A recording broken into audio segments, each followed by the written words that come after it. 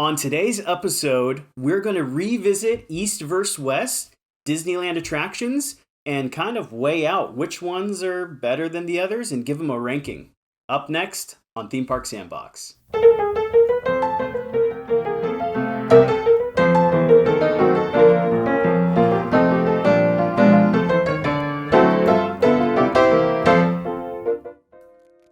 Hello, folks, and welcome to another episode of Theme Park Sandbox. My name is Aaron. My name's Drew.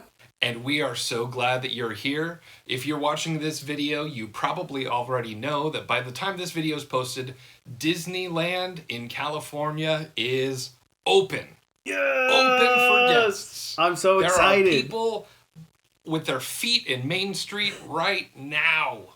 Yeah. Amazing. Amazing. So stoked. It's been well over a year. You know, we haven't been able to get into the parks. I'm fully vaccinated, so I'm ready to go. I'm ready to go back into the parks. Same here. And although my parks local to me have been open, it's not been a situation that I've been super comfortable going with prior to being vaccinated.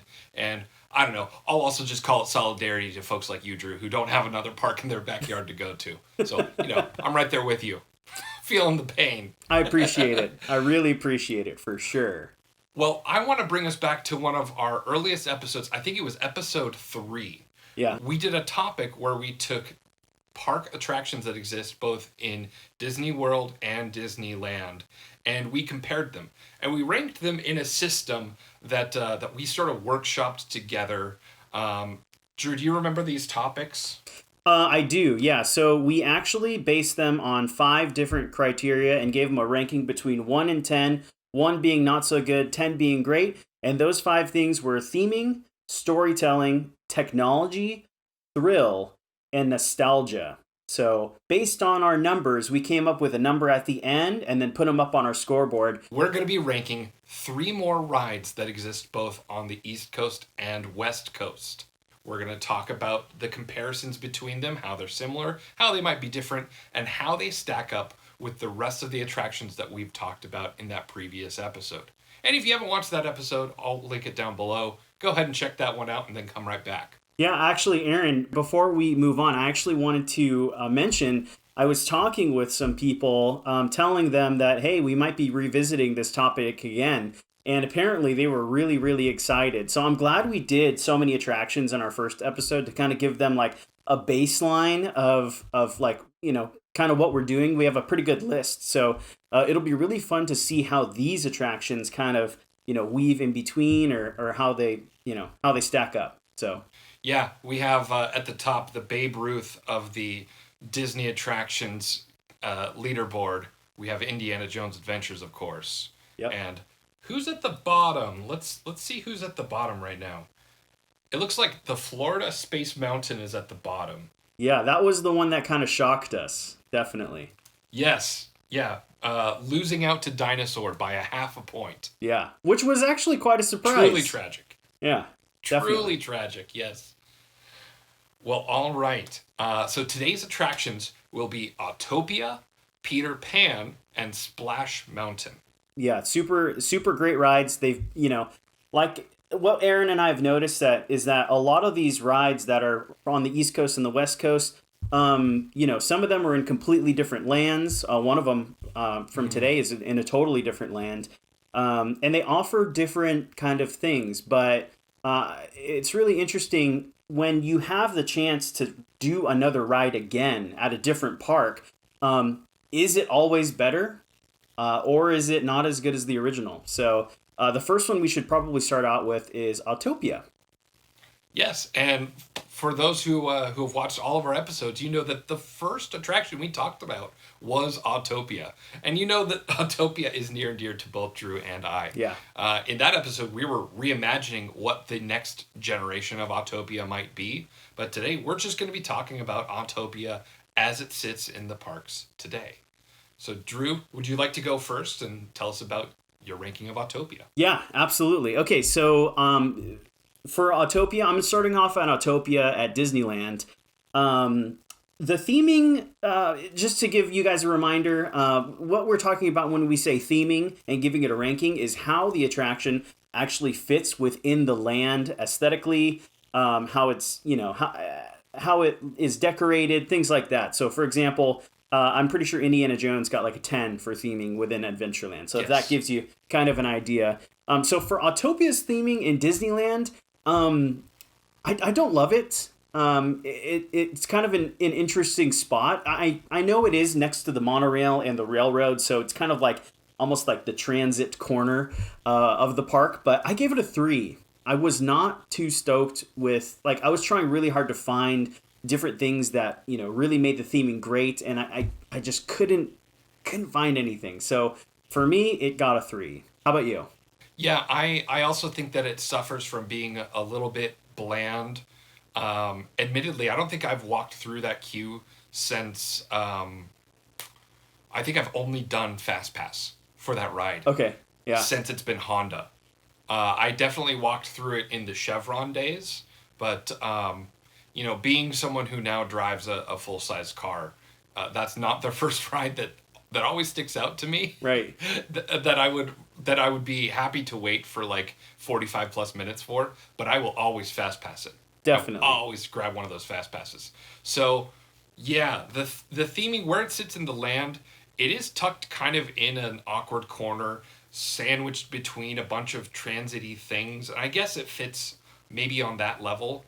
But as far as it being Tomorrowland, it is not an image of tomorrow. I mean, that was our biggest problem with it. Is Yeah, it's really not an image of tomorrow right. at all. It's not been an image of tomorrow for like over 50 years. I'm going to say maybe 60 years. Yeah, And even then, it was a miniaturized version of what tomorrow would be, representing the highway system. I gave it a 4 for California's version. it's definitely. I did give it an additional point over Tomorrowland Speedway, which I gave a 2 when it comes to theming. And the only reason that I gave it kind of a bump is because the cars are painted with Honda colors that are super vibrant, and they're actually different looking cars. So they do look a little bit more, I guess a little bit more new than the Tomorrowland Speedway Yeah. cars, which are, of The course. cars are more interesting. Yeah, exactly. Yeah, and they're all different. They all have different looks versus the Tomorrowland Speedway one. They all just look like the classic Autopia car. So I gave it a 3, and then Tomorrowland Speedway I gave it 2. Yeah, I gave Florida also a 4, and the add point that I gave it in terms of theming actually is the holiday overlay that they've recently been Oh, doing. During the Christmas time, they will actually do a whole lights display and play like Trans-Siberian Orchestra, and so you get to kind of like drive through a Christmas light or holiday light neighborhood in a sense on this raceway. that's cool. It is more bland because it's like definitely a racetrack. So for the rest of the year, it's just a speedway rather than like going through scenes or being like built into any of the pre-existing environment around the track. Like I think California does that pretty well. Yeah. When you get near to the monorail area, it gets a little bit more wooded. You have the different albeit very small, but there's little tiny show scenes and different little bits to say like, hey, we really did put in some work here. They do that during the Christmas season in Florida. That's kind of about it. But in my eyes, it's like if 5 is average, both of them are below average Yeah. for theming. Definitely. Okay, Yeah, so I well, gave both a 4. let's move on to storytelling then. So for Autopia in Disneyland, I gave the storytelling a 3. Um, it has Honda Osimo, it has his little bird friend. It's sponsored by Honda. But as far as storytelling, there's no storytelling. It's just, hey, I guess it's kind of like the holiday overlay. It's like, hey, look at that. It's a thing to look Yeah. at. And that's about it. So I gave it a 3. As far as Tomorrowland Speedway, I didn't know that they did like a holiday overlay. So I gave it a 1. And I don't know. I feel like that might be kind of harsh now that I think about it, but Well, the overlay is not telling a story. that's true. It's like various light displays in different shapes and playing pop music for like Christmassy pop music. So it's not exactly telling a story. It's about as much telling a story as like walking down like a nicely decorated neighborhood where the whole neighborhood gets together and does like a lights display kind of like in some communal collaboration. It's not a story.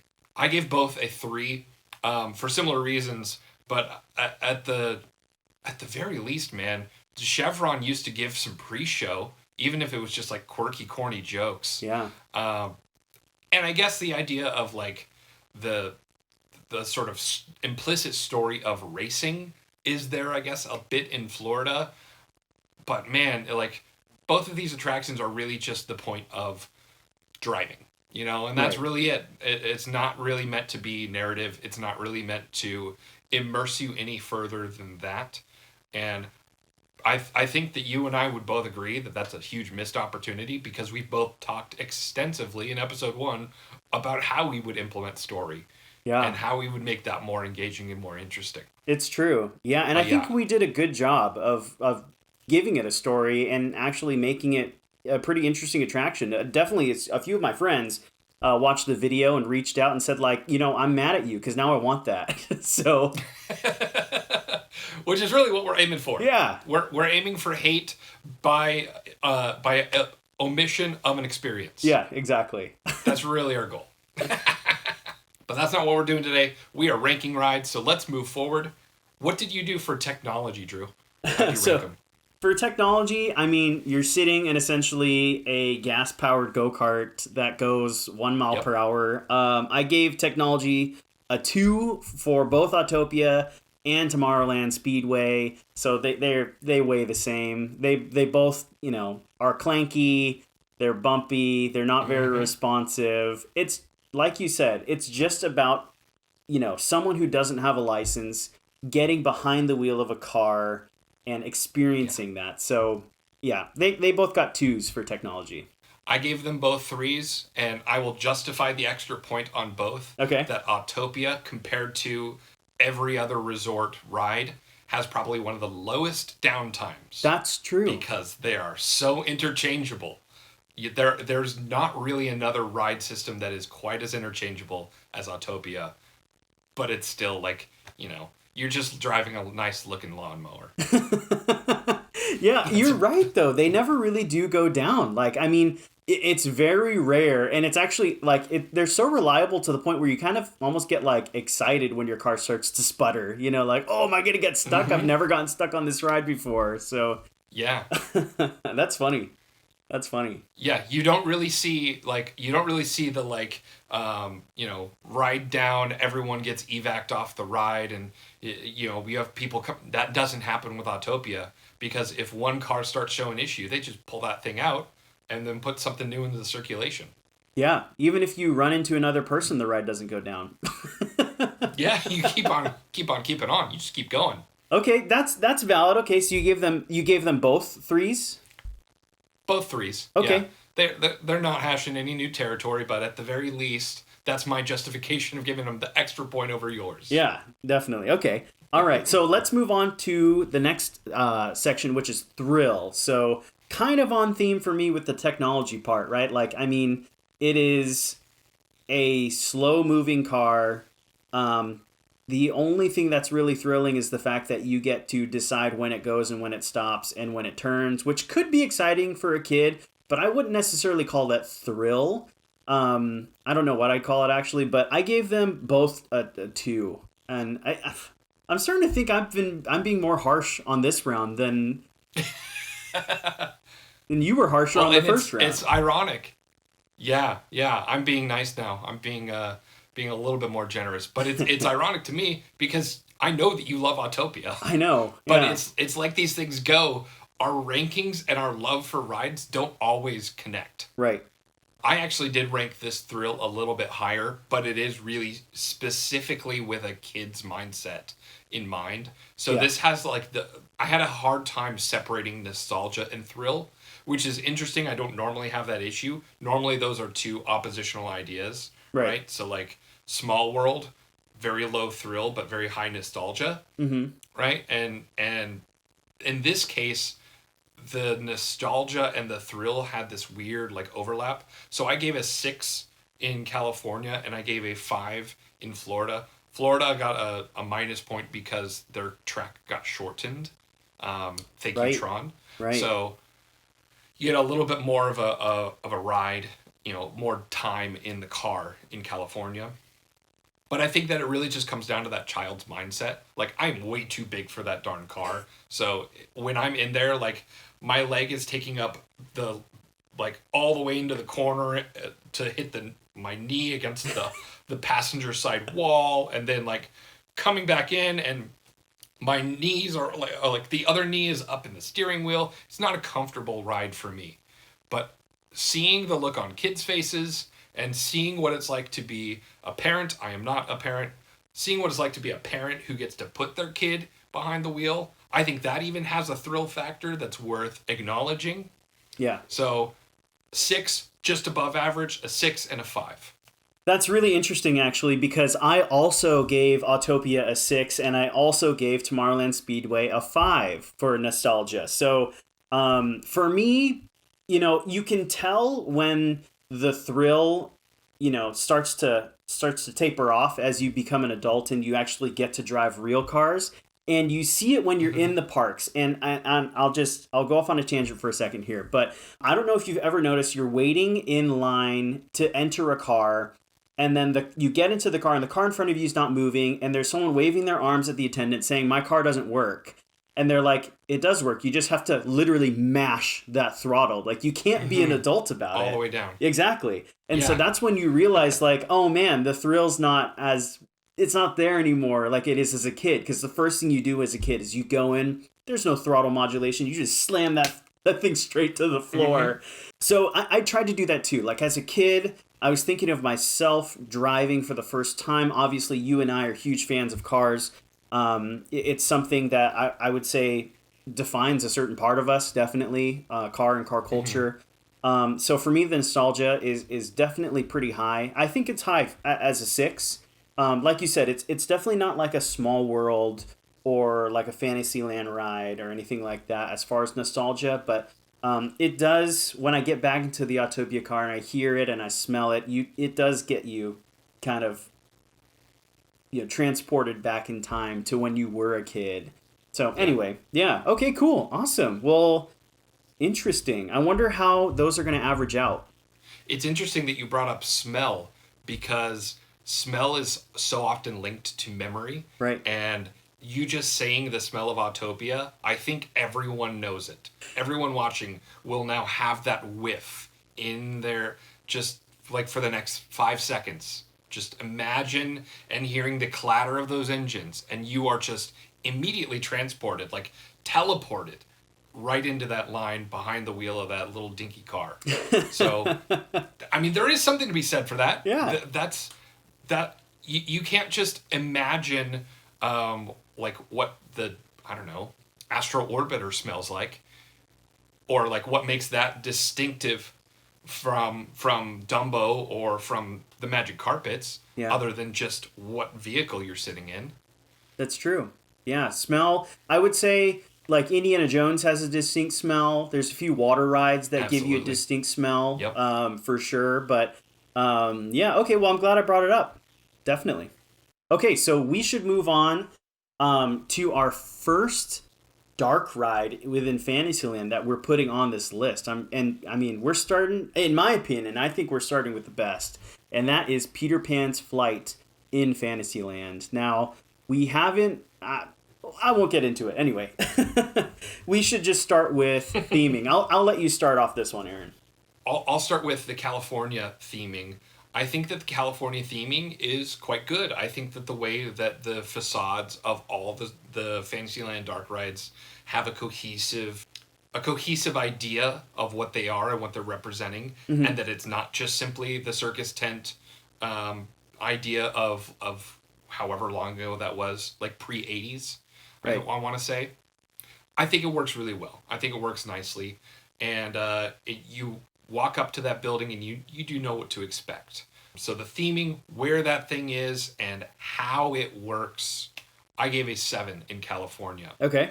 I gave an 8 in Florida, mostly for the queue.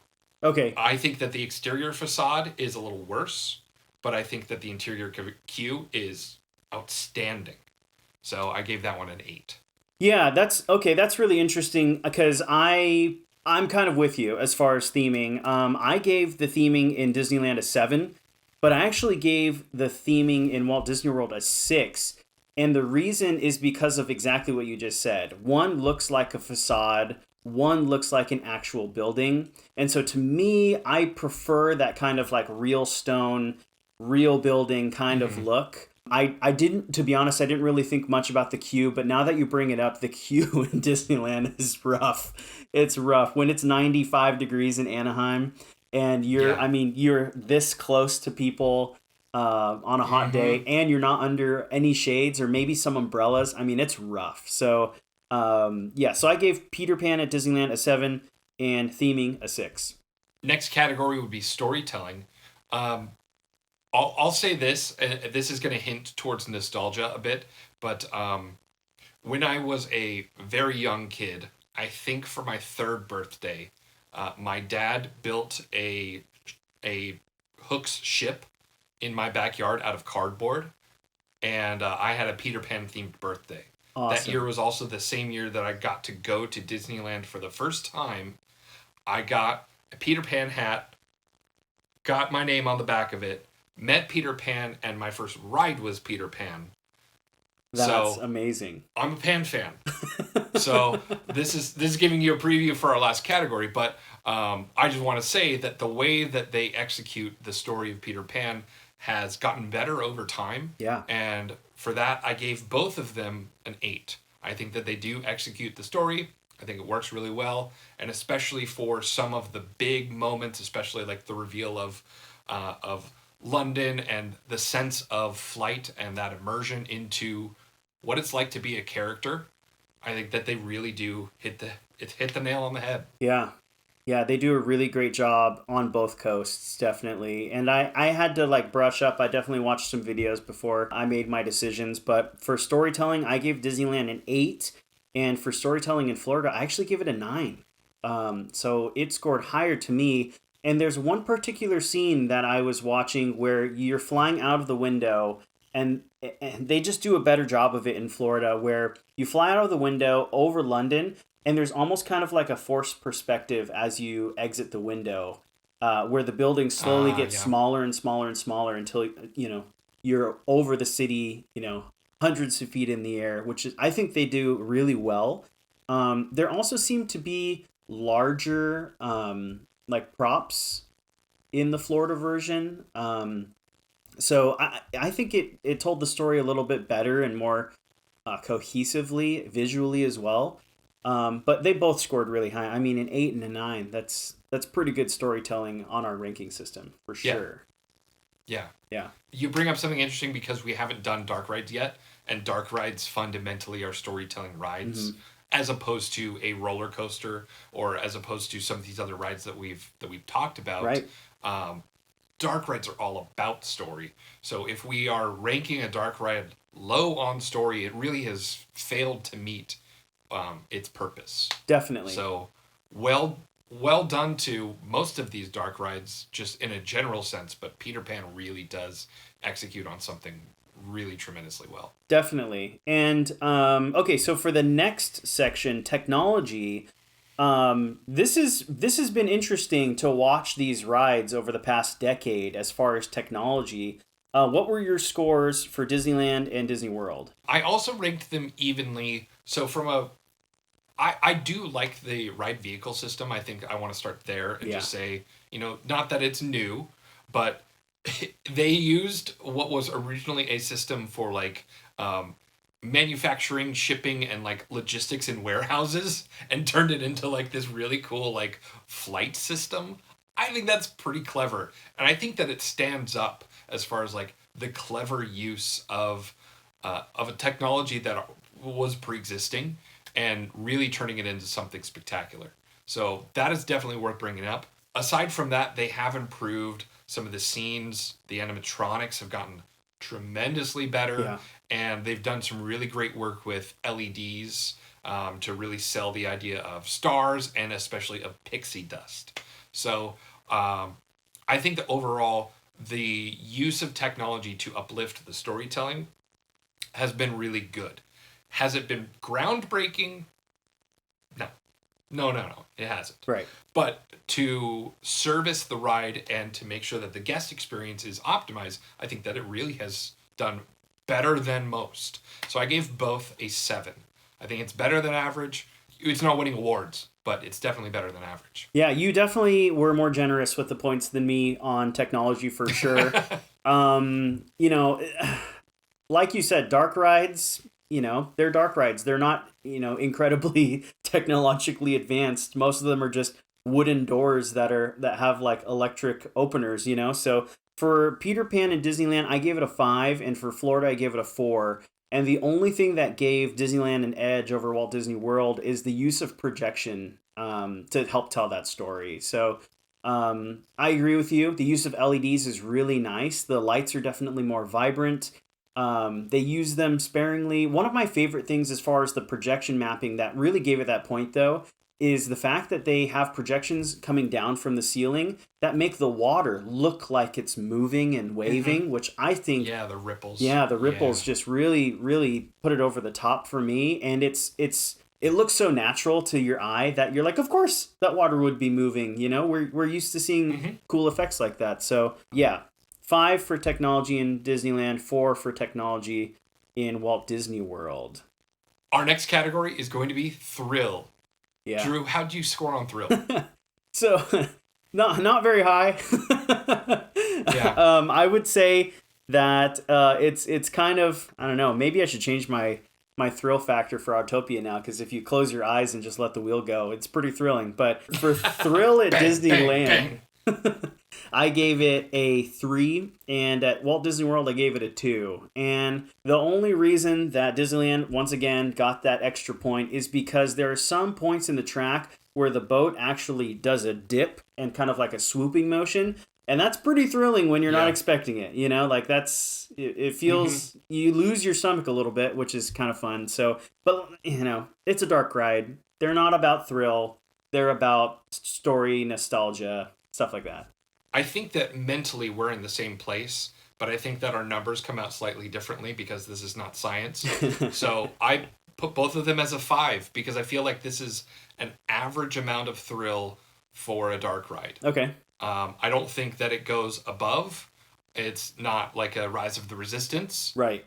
Because I think that Rise of the Resistance, for it being what it is, as a technically like a dark ride, I think that one scores very high on the scale of what it is, but it doesn't outdo something like a roller coaster necessarily on just a thrill level. So bringing it back to Peter Pan, I think that Peter Pan is right in the middle. I think that it is an average amount of thrill in both parks. I do distinctly remember those swoops being my favorite part of the ride as a kid. Yeah. That was just like, oh man, like they can do this? This is amazing. Yeah, and when you're not expecting the ride had been open for like over 30 years. It's like, yeah, it can do that. Yeah, totally. Awesome. Okay, well, we should move on to our last category, which is probably the heavy hitter. Best for last year. So what did you give for nostalgia for Peter Pan's Flight? For nostalgia, I gave California a 9, and I gave Florida an 8. I'm going to be selfish about this one and say the only reason that California gets an extra point is it's the first Disney ride that I ever rode in my life. Okay, yeah. And that's it. It gets an extra point for that. Yeah, okay. Yeah, well, I mean, that's nostalgia in a nutshell, basically, right? Like, what does it mean to you? Everyone's nostalgia points are going to be different. Mine are definitely different than yours. For me, nostalgia for Peter Pan in Florida and Disneyland, I think it's one of the most nostalgic rides in both parks. So I give them both 10s. I don't think you can get any more nostalgic. I would say the only other one that could really compete with Peter Pan's Flight would be something like the Disneyland Railroad. That scores pretty high as far as nostalgia points, probably. But I give them both 10s. I mean, when you get into that line, when you get on that ride, it's such a short ride. So it's pretty amazing that it can score so high for me on the nostalgia rating when it's like, I mean, 40, 50-second ride, maybe, you know? So if you couldn't tell, I like it fine. too. I'm changing mine to a 10. I'm changing my California to a 10. And I'll give Florida a 9, just to give some balance here. Good. Good. Well, it sounds like we both really like Peter Pan. I will say, when you told us your story, I definitely had a Peter Pan hat. It was one of my first hats that I ever got that was embroidered. I actually got the Peter Pan hat before I got my Mickey ears when I was a kid. I think I did as well. Yeah. Yeah, it's a pretty great ride. Like it. Yeah, it's a timeless story. That thing's going to be there for absolutely ever. Totally. But speaking of rides that will not be there for absolutely forever, our next attraction that we're going to be covering is Splash Mountain. So if you don't know, Splash Mountain, Disney has announced that Splash Mountain is going to be rethemed in both Florida and California. And I think they announced it's also going to happen in Tokyo too. So I don't know if they confirmed what the theming is going to be changed to in Tokyo, but here in California and in Florida, it's going to be changed to Princess and the Frog eventually, which I don't know about you, Aaron, but I'm very excited about that. As much as I'm love thrilled. Splash Mountain, I think Princess and the Frog is going to be epic, and I think it's deserved a ride for way too long. So anyway, let's get into Splash Mountain. We're not going to talk about Princess and the Frog yet. We don't know what it's going to be like. So all we can do is work on the Splash Mountain that we have today. Maybe for a future episode, though. That would be a fun one to kind of like armchair engineer our way around. That would be cool. Yeah, definitely. So the theming for Splash Mountain, I guess I'll start with the one that doesn't quite hit the mark as well. Florida is in a weird spot. It's just physically in a weird location. It just sort of pops up in Frontierland, it seems like. There is no New Orleans Square. There is no Critter Country. So it does kind of like have this like pimple on the face of that otherwise like totally westerned out territory. So I gave that a 5. By contrast, California really sits in a... couldn't be better until perhaps the retheme, and then I think they could even make it better, but couldn't be better as far as where a Splash Mountain should go. I gave that one an 8. I think that where it sits near the other critters in that area in Critter Country, the foliage that they've set up around it, and then even just the slatted platform, the viewing platform of the dive, I think that all of that works out so tremendously well. Yeah. I mean, if I had my druthers, I would say it could use a little bit more distance between it and the mansion, but you know, California has only so much to work with. Definitely. So yeah, for me, I'm pretty similar in my scores as you. I gave theming in Disneyland an 8, and I gave Walt Disney World a 5. Once again, kind of the same reasons that I gave for Big Thunder Mountain, which goes with yours as well. In Florida, them being next to each other kind of ruins the other, to be honest. Big Thunder Mountain has way more...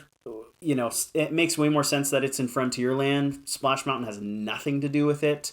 So it got a 5. In Disneyland, it got an 8. And same thing as you. It belongs in Critter Country. It is far away enough for my liking from Haunted Mansion. I personally think they should maybe not have their extended queue go all the way to the exit of Haunted Mansion, and that would definitely help. But yeah, the theming's great. I mean, it's little critters. Yeah, I think that's what I was thinking. Yeah. It's a very abrupt theming change. Yeah. But the theming itself in Silo is awesome. It really does a great job. Yeah, and I wonder what they're going to do as far as, if they're going to do Princess and the Frog, it's going to be will it be a part of Critter Country? Will it actually be the transition zone itself into New Orleans Square?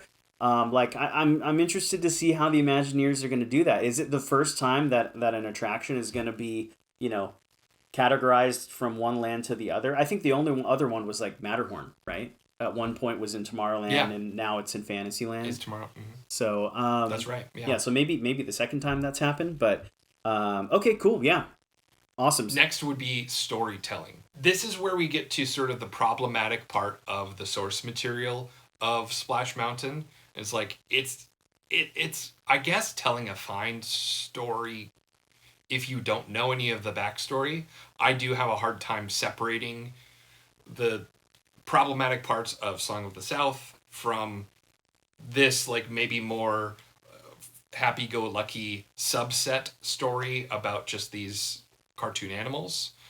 And even then, I don't think that the story is that good. Like, even without the problematic elements, I don't think that the story is like all that compelling. Right. It seems like it's basically just a rabbit's having a good day until it's not. And then, right.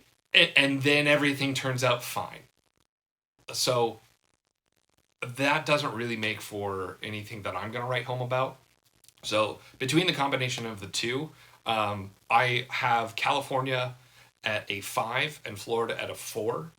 There is one key difference as far as storytelling goes that at least gives California like the middle to go along with the beginning and end, and that is that they have the section after the laughing place where things get kind of dark and scary. Right. And at least there's that like tonal change that's not in the Florida version. But yeah, neither one of them really do it for me. Yeah, I agree with you. I personally have not seen the movie Songs of the South, so I am literally ranking based off of just it's a cartoon rabbit and going through some weird journey where a fox is trying to get him. So for my rankings, I actually ranked backwards from you. Storytelling for Disneyland got a 4, and storytelling for Walt Disney World got a 5. And it when I was watching, the recaps of both attractions, one thing that stood out to me was the fact that the Disneyland version moves through the flumes much faster. And so you're not able to kind of soak in all of the details and the colors and the characters and the songs, quite frankly, as well as you can in Walt Disney World. Walt Disney World's also, just the set, like the props and the sets just look a little bit newer. They don't look as worn down. They have like backgrounds behind instead of just shrubbery. So for me, it scored a little bit higher because of that. But yeah, the story just still doesn't really make sense. They've added a few things in Florida that do help it a little bit. Like after the big drop, you go in and you see the riverboat and it says like "Welcome home." Brer, I think it's Brer Rabbit, right? Like I don't even know the character names. Brer Rabbit. Yeah. So anyway, it really is just a ride that you ride for the splash aspect of it. You ride because it's a big log flume. Right. You're not on that thing for immersion or storytelling or anything else like that. That is really just kind of like, it's just all surface level stuff, but what you're there for is just the effect. You're there for the drop. Yeah. Yeah, totally. And speaking of like log rides and flumes and boats, what did you give as far as the ranking for technology? I'm interested to hear what you came up with. For technology, I put them both at a 6. I think that they are just a hair above average. I know that the ride systems are slightly different, where we have pairs of seating all the way in Florida. Mm-hmm. Is that right? Yeah. Pairs of seating in Florida, and then that's the 2-1-1-1-1 system in California. Right. So, there's like a minor difference there, but not one that makes a difference as far as like the execution of the ride. I do think it's cool that that there are some animatronics that are in this ride, that there are some attention to detail is made in having all of these animatronics, but they're all from not all perhaps, but a majority of them are from a pre-existing attraction. Yeah. So it's not like they were purpose built for Splash. They were from America Sings. Yeah. So I don't know. It works. It's enough. It's above average, but I am not amazed by it. I don't know. I actually didn't research this. This just popped up in my head. I don't know how many rides had automated photo capture on a drop before Splash Mountain. That's true. Yeah. I didn't look into it, but maybe that's something that we can look into and add an addendum, because that at least would be something compelling of like at the moment of like that you have you've got a picture. Yeah, no, it's true. And at the end, I mean, it's so on and off, but at the end of the ride, at least in Disneyland, they used to have a little owl that was holding a scroll, and it would actually pop up your Yeah. picture, which I thought was cool. That was awesome. Yeah. So Yeah, getting to see it before you get off the ride. yeah, we should Selling take you that that into picture before you've left. we should take that into account for sure. We'll do some more research and find out. As far as technology for me, I rank them much lower. I was trying to find, a ton of, different details that would help the technology side, and I just couldn't find anything. I think it's genius that you just thought of the one where it takes your photo, because that is, that is a technological advance for sure, and it definitely is something that we look forward to at every time we get off Splash Mountain. So I rank them as 4s on both coasts. I mean, it's a log ride. I don't know. Yeah. I don't know what to tell you. It's a log ride. You just float down a little river and you do a few drops. How much older is the Knott's Log Ride than Splash Mountain? Substantially older, I think. I Easily 30 years older. I think so. Right? I think so. And I would actually say we haven't done a Knott's episode yet. I think we should probably soon, because they've got some pretty, I think their log ride is pretty amazing. It's much faster, I'll tell you that much. Much more thrilling. But yeah, I just can't give it more than a 4, even with the animatronics. Like, you brought up a good point. The animatronics are recycled, and some of them, are aging. They look kind of old. To mixed effect. Yeah. Yeah, that's for sure. Definitely. Okay, cool.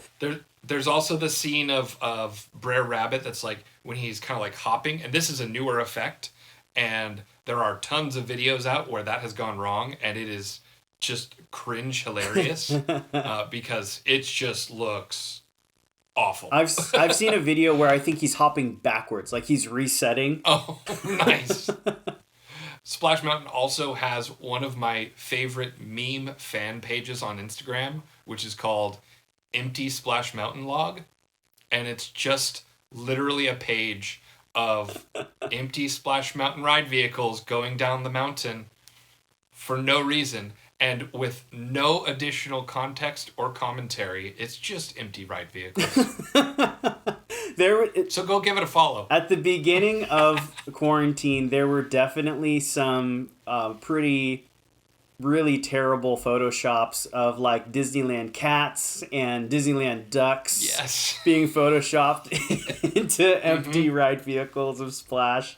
Oh, if you can find some of those, I mean, they're pretty fantastic for sure. Okay, well, anyway, we should move on to our next category, which is thrill. So, where did you rank Disneyland and Walt Disney World as far as thrill? I think they do rank high for thrill. Yeah. I think that drop is a good drop. Some of the other earlier drops as well are good drops. And anything where you get splashed at a mysterious level, like sometimes you get soaked, sometimes you get a little wet, and sometimes you get lucky and you kind of like walk off almost dry, maybe except for the spot that you sit in.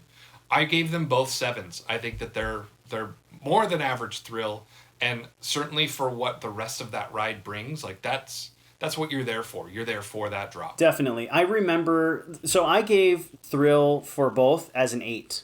I had to, kind of like with Autopia, I had to put myself back in that kid time, that moment where I decided, I think I'm going to do that. And it's pretty thrilling. And I'm ready. I would actually argue that the dry drop that's before the big drop is actually more intense than the big drop, for sure. It's faster. It's like a steep whoop, and it catches you by surprise, and it's completely dark. So I think the thrill's pretty high, and that's the one thing that kids are not sure about, especially because you haven't even gotten on the ride, and it's thrilling just watching people going down, whether you're an adult or a kid.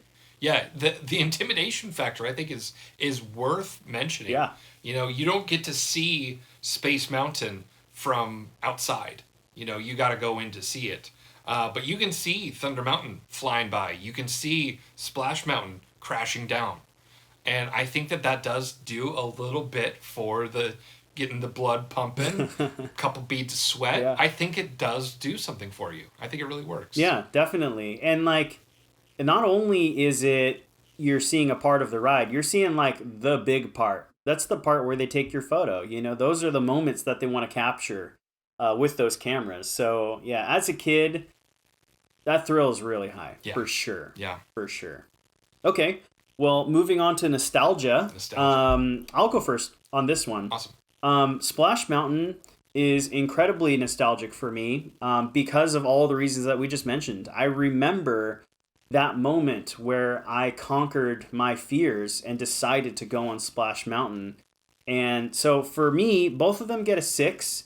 I think they're both as nostalgic as the other. I almost wanted to give Walt Disney World an edge on that and give it a 7, but I didn't. But the reason I would is because you get to sit next to somebody and like that creates a memory in your brain, right?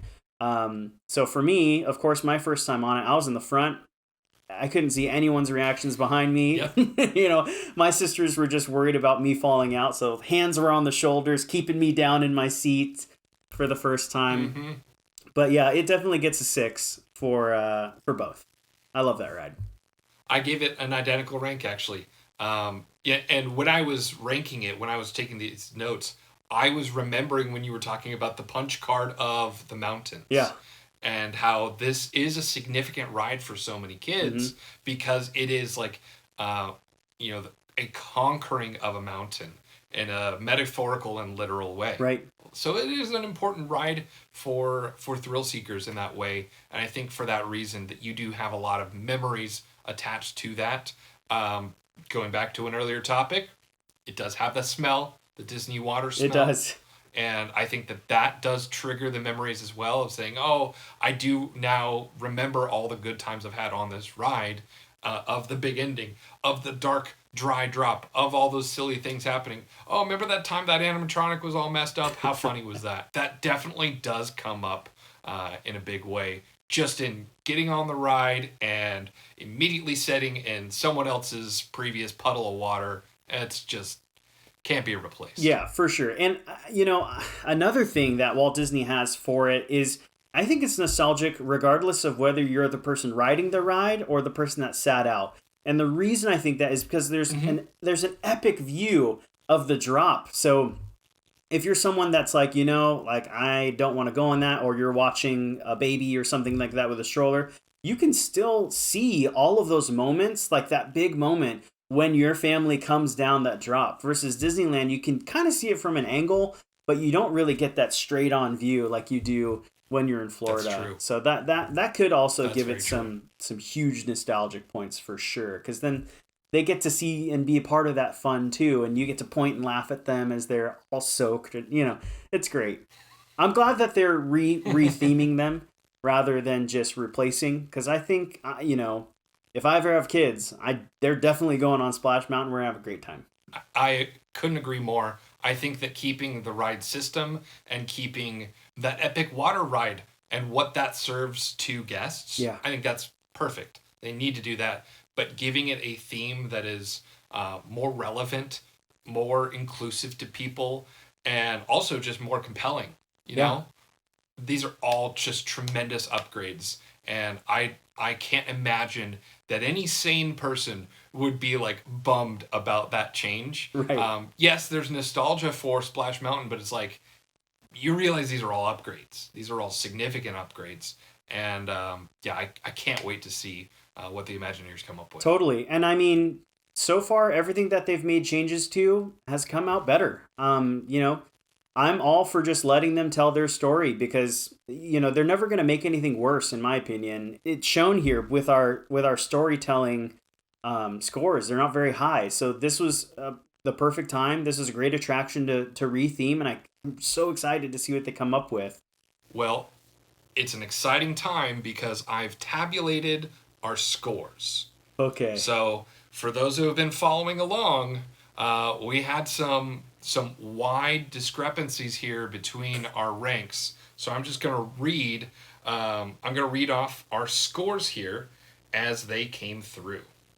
All right. So for the first attraction, which was California's Autopia, our rank was a 20. Okay. That was our average rank. I ranked it a 24 and you a 16. So we're at a 20. The Walt Disney World version, the Tomorrowland Speedway, an average score of a 17.5. Okay. Moving on to Peter Pan. In California, we have an average score of a 34.5. That was a 36 from me and a 33 from you. And Disney World's right behind it at a 33.5, so only 1 point below. That seems fair. That seems right. Yeah.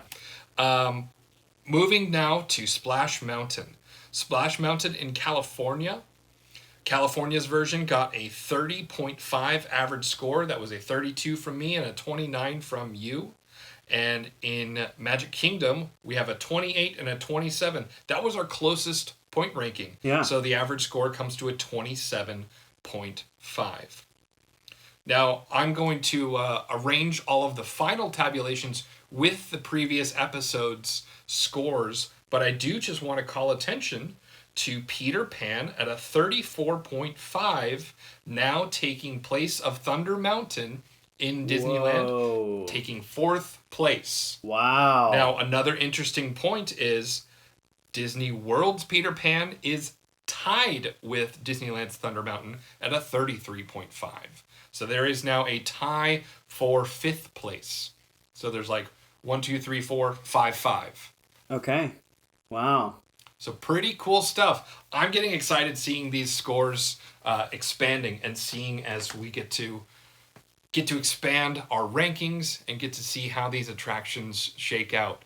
And I think, as we mentioned earlier on, it's so interesting to me to see how the numerical ranking doesn't always reflect our love for the ride. It's true. And sometimes it's in a favorable way and sometimes it's in the unfavorable way. But either way, it's quite interesting to see. Definitely. Well, with that, guys, thank you so much for joining us on this episode of Theme Park Sandbox. We really, really love that you guys are enjoying the videos. And speaking of that, make sure to leave a like and a comment. We want to know what your scores would be like because, I mean, Aaron and I are just two people. We would love to hear a whole group of people's opinions on the rides that we covered today. It seems like Indiana Jones is still holding itself up as top dog as far as our scores go. Strong at the top. But your Doesn't guys' look like anyone's going to scores, touch Indy. right? But your guys' scores might be totally different. So leave us a comment. Remember, you can also listen to us on the go, anywhere that you can listen to podcasts. And then also check us out on Instagram at Theme Park Sandbox. We post a lot of the photos and the videos, and we like to bring the discussions over to there as well, just to give you guys, an update of what we're doing during the week too. So anyway, once again, thank you so much for joining, and we'll see you guys next time. Bye. Bye-bye.